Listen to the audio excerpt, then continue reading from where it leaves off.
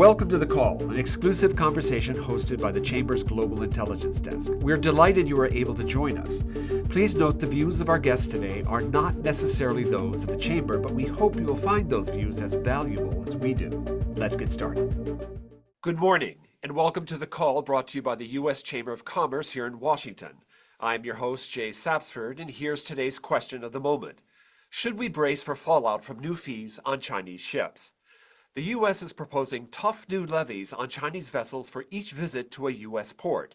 If the new rule passes, it would drive up costs on both imports and exports. The goal is to reduce dependence on Chinese shipbuilders. China builds half the world's new merchant ships, more than the rest of the world combined. This is a national security concern. The U.S. builds naval ships, but it has little capacity to build the merchant ships needed to supply ourselves should the worst happen. The proposed solution?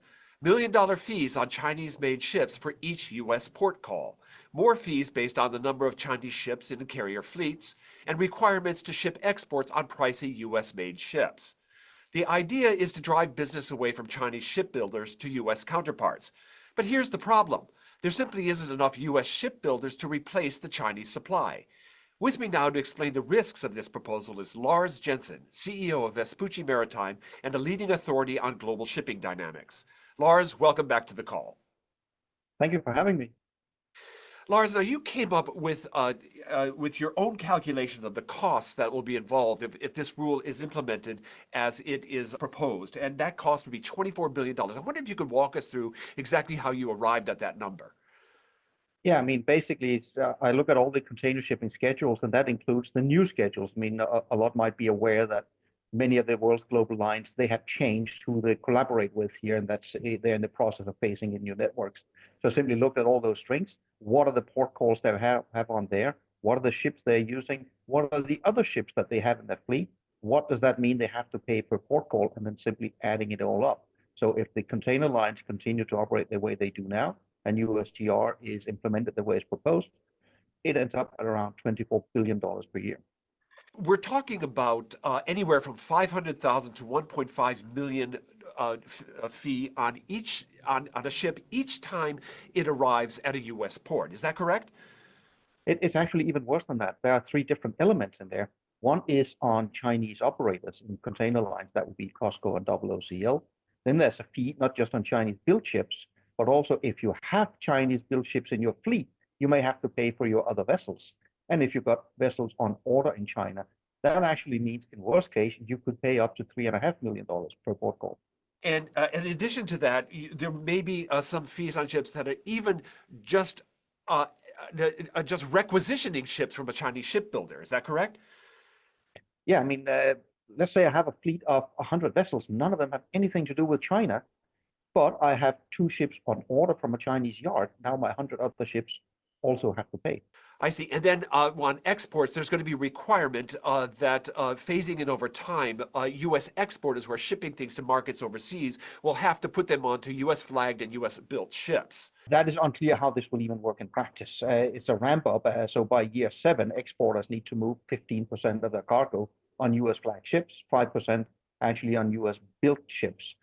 I fail to see physically how the U.S. can actually build those ships in time to even meet those requirements. We know from the Jones Act that the cost of, say, a U.S. tanker is probably anywhere from 4 to 5 times the cost of building that tanker overseas. I wonder why it is that U.S. ships are so expensive.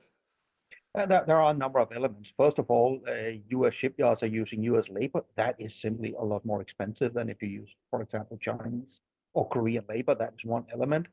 Then there's capacity constraints. And if there are capacity constraints, that tends to drive prices up. That's also an element.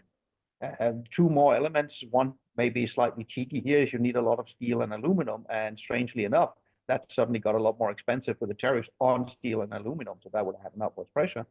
And very importantly, it's not just a matter of the US being expensive. It's also a matter of countries like China having used direct or indirect subsidies to make their ships cheaper. So from your estimation, we're having hearings in Washington this week. We had hearings yesterday. We'll have more tomorrow.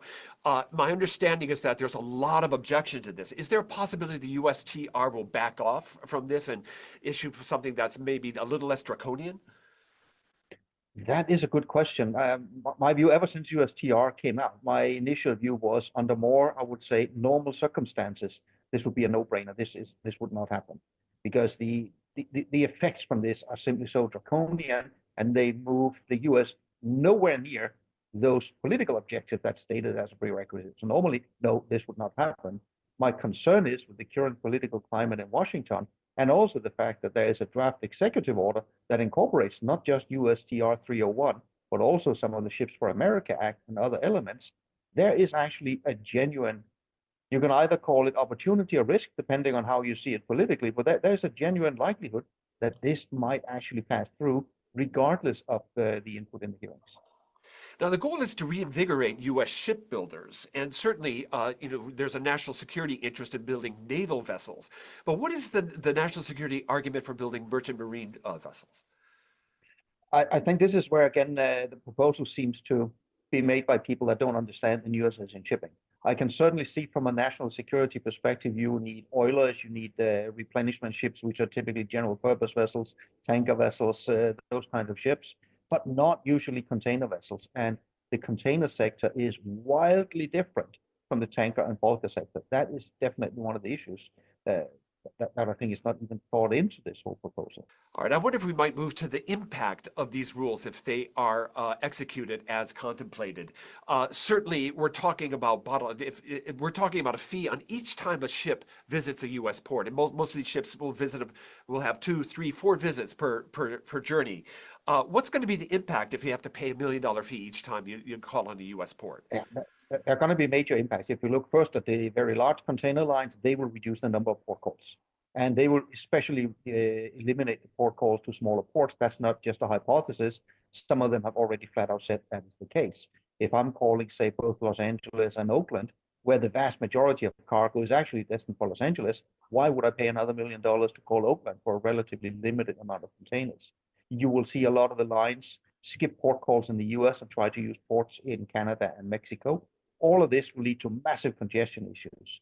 But that's not the only thing. If you look at some of the very small container lines, we've already seen in the hearings container lines such as Tropical Shipping, ACL, I believe Seaboard Marine as well, have basically said that if this goes through, they will stop operations because there's been a lot of focus on, say, a ship with 15,000 containers coming in. How many dollars is that per container? But keep in mind, the ships that connect the US to, for example, the Caribbean, they don't carry 15,000 containers. They, in some cases, carry 200, and they still have to pay $1 million fees.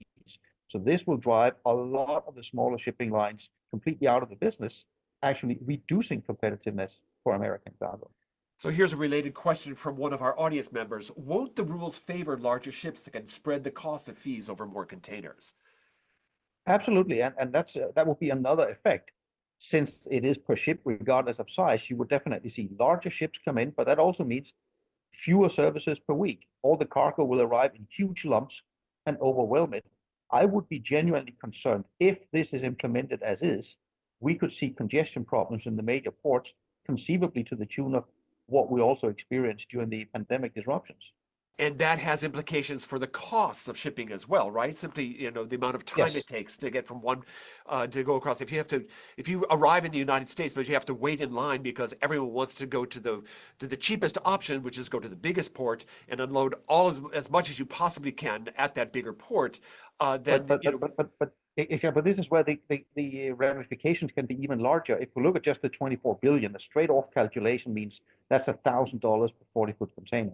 But the $1,000 might actually become a lot worse because if the carriers actually do change their networks in this way and we get the congestion, remember what happened during the pandemic? It was not the cost, it was the congestion that caused ships to lie in waiting that took capacity off the market. And during the pandemic, the price did not go up by $1,000. The price went up by ten to $15,000 per Wow. container. That is potentially the scenario we could be looking at. And the congestion would also impact onshore as well, if I'm not mistaken. You'd have more different people waiting in line to get their stuff on a smaller number of junctions that put containers Yes. onto railroad lines and that sort of thing, right? Not only that, I mean, if you say you go to fewer but larger ports, in theory, you could move some of the trucks that would put more strain on your road, but you can't move the rail lines. So if the carrier stop calling some of the ports where there are rail lines, you can't move the rail capacity. So you're going to have massive inland bottlenecks. And so the economic impact of this is inflationary, and it also could slow businesses down, particularly at those smaller ports, and that could have layoffs and other kinds of ripple effects to the economy, if I'm not mistaken. Yes, that is correct. And you can see that on a number of the hearings, especially from the agricultural sector, pointing out how this will definitely lead to massive job losses. It would lead to a reduction in farm household income. It will reduce US exports quite dramatically because let's also keep in mind, US import goods tend to be high value consumer goods. During the pandemic, they were still flowing despite massive increases, but US exports, especially, for example, agricultural exports, coal exports, they are highly price sensitive. And with these fees on top, that would make US exports completely uncompetitive in many sectors. How long would it take the U.S. to have a competitive shipbuilding sector in the merchant marines in the merchant marine division of this market? It would seem to me you're talking timescales of 10 to 20 years if you want to build up, and you certainly cannot build up the expertise to build a lot of these big ships in just 7 years as what is required under USTR. Okay, I've got another question here from an audience member wondering that if there are certain who's going to be the winners from this? Are the global carriers? Are there certain parts of the shipping industry that might benefit from this arrangement? Oh, that there are plenty that will benefit. If we look at the shipping lines first, one thing we have definitely learned over the last 5 years, first with the pandemic, and now also with the Red Sea crisis over the last year, congestion leads to lack of capacity, leads to higher freight rates.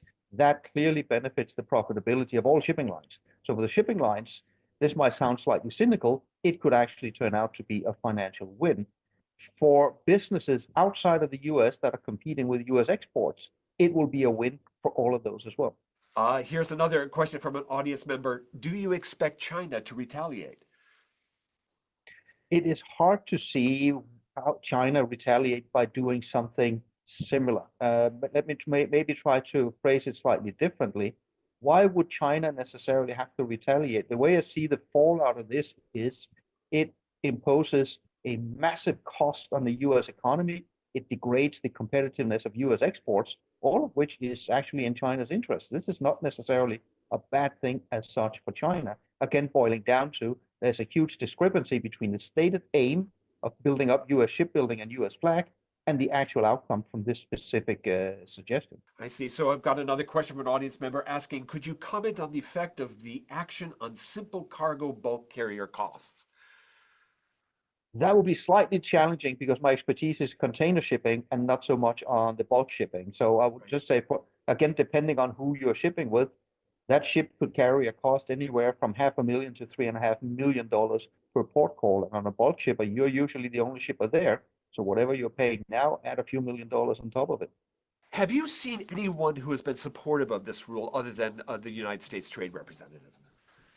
I haven't read all of the, I think, 500 or 600 hearings, but I've come across two that at least on the surface seem supportive of it. One was from the, I believe, American Manufacturers Association that seems to believe this will help manufacturing move back to the US. And there were also positive input from the ILWU, which is the Port Workers Union on the US West Coast. Their main gripe here was they wanted fees on Canada and Mexican ports as well in order not to have vessels divert up there. So that raises the question, do you think the United States would have any difficulty in gaining the support? There's been some talk about the Trump administration asking other countries to join in this effort to fight the overcapacity of Chinese-built ships on the market. I will be slightly undiplomatic and say good luck with that. Given, I mean, I usually sit over in Europe, right? And given the, let's say, conversations that's been going on between the US administration and Europe over the past 2 months, I don't see there is the slightest chance that any European countries would look favorably upon that. So to sort of sum up what we are looking at here, you said on a LinkedIn post the other day, if the intention is drastically increase costs for U.S. importers and U.S. exports uncompetitive, this proposal is likely to do the job. I wonder if you've got anything else that you might be able to share with our members, whether they be shippers or carriers or other people who are just interested in the impact of this on the broader economy. I think that sums it up pretty well. You have to brace yourself if this goes through. Again, in normal circumstances, this would not go through because there's massive negative repercussions. But if it goes through, you have to stay tuned and look very closely at how are the shipping lines going to change their service rotations, because everything you know about service rotations is going to be changed drastically. And again, congestion potentially to the scale of the pandemic is back on the table. All right, well, we'll have to leave it there. Our audience has had their morning shot of informational espresso, so we'll all move on and tackle the day. Lars, thank you so much for joining us today. Thank you for inviting me. And a warm thank you to you, our members, for joining us as well. If you want to connect or suggest a topic, reach out to us via the email on the screen or join the conversation on LinkedIn.